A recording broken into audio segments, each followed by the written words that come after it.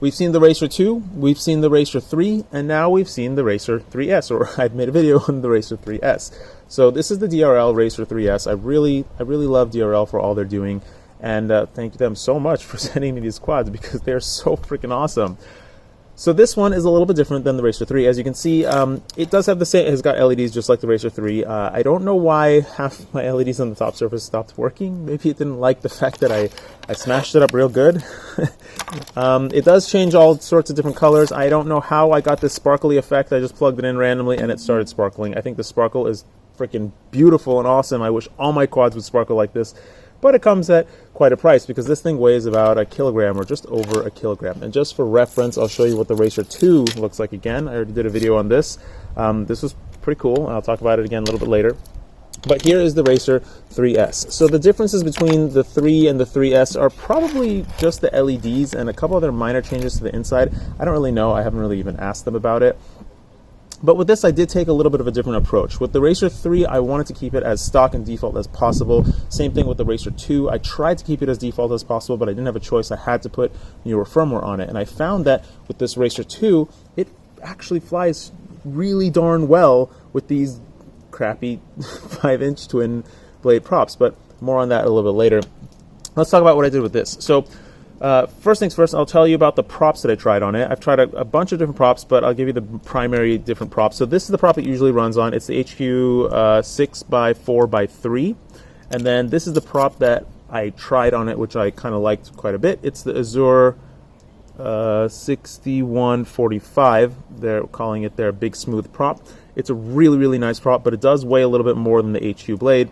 And then I threw some 5-inch props on it because I wanted to see how that would be because I like the Racer. Anyways, let's go over this prop first. So this is the black prop, the Azure prop, and that's what you're seeing flying right now. This prop, like I said, weighs more than the HQ blade, and that in part means that it's more sluggish, but it's also a steeper pitch and it's also a much wider blade. So all that stuff adds up to a much more sluggish response to the quad. And this is running just 2206 motors, so they are really tiny motors for this hefty kilogram and up weight. But again, this is spec racing. As I've said in the past, spec racing doesn't really matter. The whole idea here is to just give everybody the same thing, and I believe their concept is to try and improve the performance. I'll get to that later at the end. So this prop, I actually liked it a lot because it has really great grip, has really good speed, even though on this thing with 2206 motors or 1800 kV 5S battery, really heavy weight, it still has really good grip, really good speed, and well, not great speed, but better speed than the other props, and I did like it very much. It's just the sluggish performance of the response which really got me, and it wasn't, the motor is just not quite enough to spin this prop. So then I moved on to the HQ 6x4x3, and this is a much lighter prop. It is polycarbonate. It's not like that hard material, hard carbon, nylon, whatever material that the Azure prop has. And this is the default prop that this quad usually runs in all of the DRL events. And I think it's a very suitable prop for this motor, for this size, for the general setup. However, the motor is still, in my opinion, a little bit too small for this prop. But again, this is spec racing, so that doesn't really matter all that much. But with this prop, you can already tell that the response is hugely improved. The speed is about the same, maybe a little bit less, hard to tell. And the control is good, however, it does drift quite a bit more on this prop. I want to say that's because of the shallower pitch or maybe the skinnier blade. Whatever it is, it's all associated with a very hefty kilogram and up weight of the quad. And so I do think that this prop is a pretty good prop for the quad, for this quad setup. Again, 1800 kV, 2206 motors, very small motors, not really suitable for a 6-inch prop, but this is a 3-year-old quad. The design is 3 years old. They've been building the exact same quad for the past 3 years for all of the DRL events, and they've built tens of thousands of these quads for all their DRL events. Then after that prop, I tried this Gemfan 5146.6, which is the new prop from Gemfan that's not out yet. I don't know why it's not out yet, but it's coming very soon. I do like this prop a lot. It's one of my favorite props of recent history and recent times. It's a really great prop. I threw it on here because I really liked the Racer 2 with the 5-inch props, and I was shocked to see that while the Racer 2 wasn't quite as fast as the Racer 3, it definitely had better control than the Racer 3, and there's a couple reasons for that, which I'll get to in a second. But let's talk about the characteristics of this prop first on this quad. So something you'll notice about this quad when you see it again is that the arms are rather wide, very, very wide, and that does have quite a significant effect when they're this wide on a prop that's kind of a little bit too small to kind of clear the arm too much. So a lot of the thrust is being blown directly down on the arm, and a lot of the power that you're seeing is just static power that the motor needs to fight through to push this air down past the arm, and that really does debilitate its control and response. However, still, I really prefer this quad with 5-inch props, even though they're 1800 kV motors, super slow, 2006 motors, which is much more suited for a 5-inch prop, and just 5S power.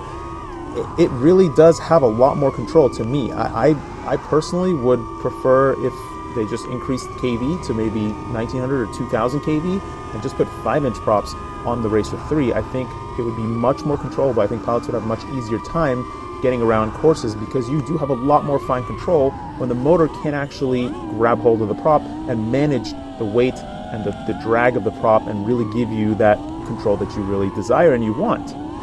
So now let's look at the quad itself and compare it against the Racer 2 because, like I said, the arms are really, really wide, and you can see if you just look down on it, I mean, this prop looks like minuscule compared to that massive arm. Not only is the arm itself block the thrust, the whole outer shoe of the arm blocks the thrust too. And if you look at that by comparison with the Racer 2, while the Racer 2 looks like it has an equally wide arm, which it seems to, it's kind of farther away from the prop.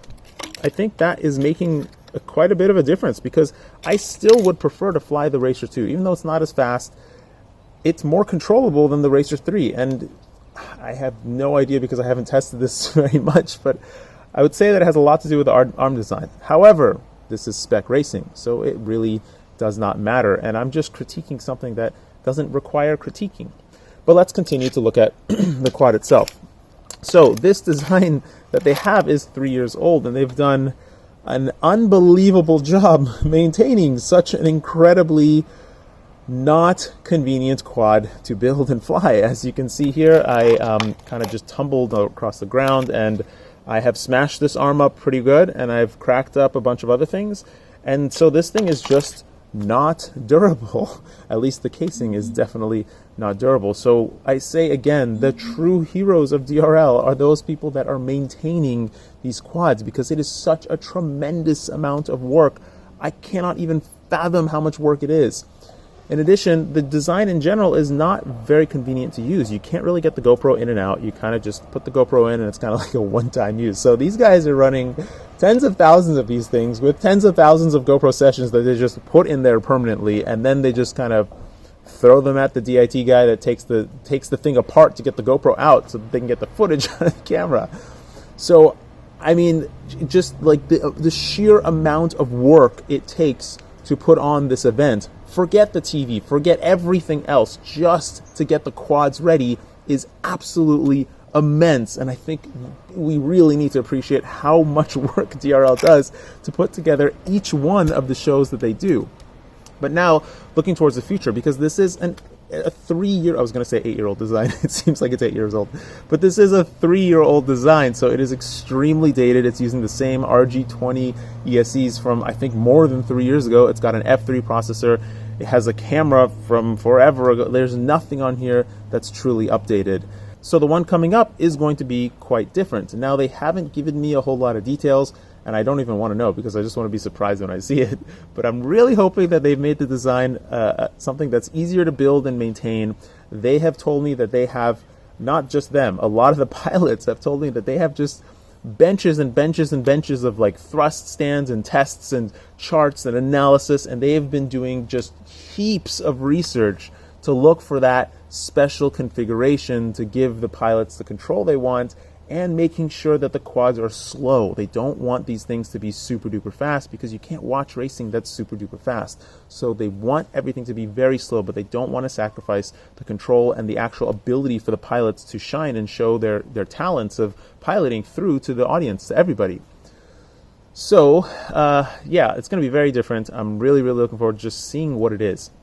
They've told me some minor details, and I've also searched and found some other details. So their video system, they already have developed an entirely custom proprietary control system. So everything that they're already using in the electronics department is of their own creation. And to me personally, I see DRL as more of a technology company rather than a production company putting on a show, because the technologies that they're developing, they don't exist, and they are very unique, and they're very complicated to develop. I know it seems simple, but they are very complicated to operate in these environments. Additionally, the video frequencies that they're going to be using, or that I think they are already using, are not in the 5.8 frequency range. I think they're in the 4 gigahertz frequency range. I'm not totally sure, but judging by the antennas that I've seen in some pictures here and there, it looks more like a 4 gigahertz antenna. So they have gotten special permits, special designs, special everything to really make this thing happen, make these kinds of events happen. And I think that drive and that push is just awesome, and I can't wait to see where it goes from here. I don't have anything else to say about this, but thanks for watching. Please be safe when you fly. Don't do things like me. Please. That was the worst thing I've done in my entire FPV career, I guess you could call it. And I really thought that the quad was going to turn and not get so close to my head, but it did not turn. It just kept drifting and drifting and drifting, and the battery started sagging, and I didn't flinch because I really trusted my abilities. But don't be like me. Please be safe. Take care. Don't forget to floss your teeth, and I'm really looking forward to see what comes next. Thank you very much. I'm gonna try not to kill myself. Thank you. Yes, that's enough flying for today. Yeah, definitely. All right. Bye-bye.